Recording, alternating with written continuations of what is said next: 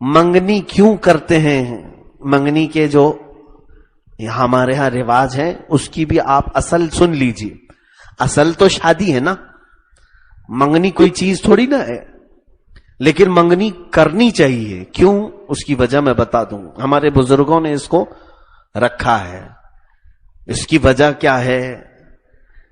ہاں، یہاں پر کچھ مسئلے ہیں جس کو مجھے واضح کرنا ہوگا کہ منگنی کے بعد کچھ لوگ یہ سمجھتے ہیں منگیتر اب حلال ہو گئی ہمارے لیے. وہ حلال نہیں ہوتی، وہ حلال نہیں ہے تمہارے لیے. وہ اب بھی اجنبی ہے جب تک کہ تمہارا نکاح نہ ہو جائے. منگنی کی جو اصل ہے اس کی وجہ ہے. کیوں؟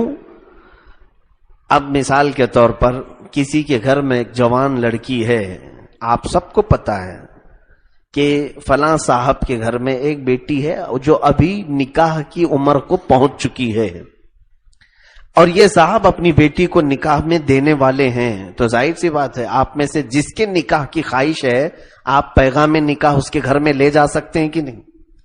کوئی بھی لے جا سکتا ہے.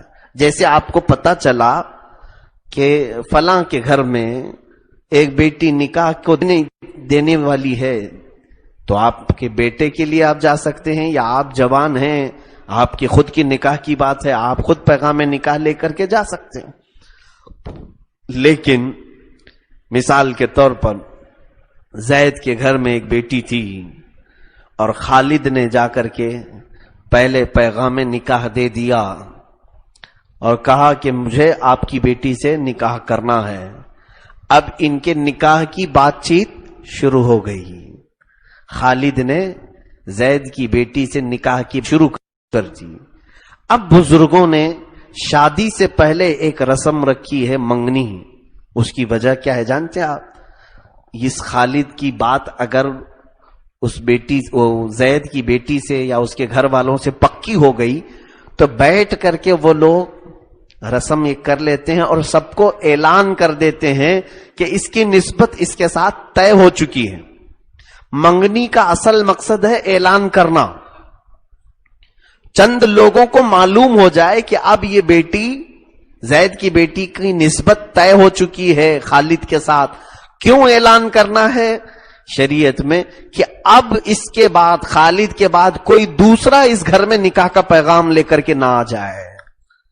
اگر اس کے بعد کوئی منگنی کے بعد اس عورت کے لیے نکاح کا پیغام لے کر آیا تو اس نے حرام کام کیا.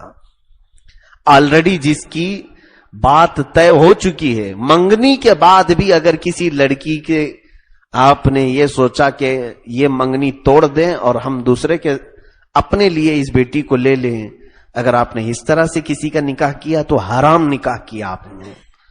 یہ کام حرام ہے. تو میرے عزیزو، منگنی کے بعد جائز نہیں ہے اور خرید و فروخت میں جائز نہیں ہے، تو آلریڈی جس کی شادی ہو چکی اس کو توڑ کے لانا کہاں سے جائز ہوگا؟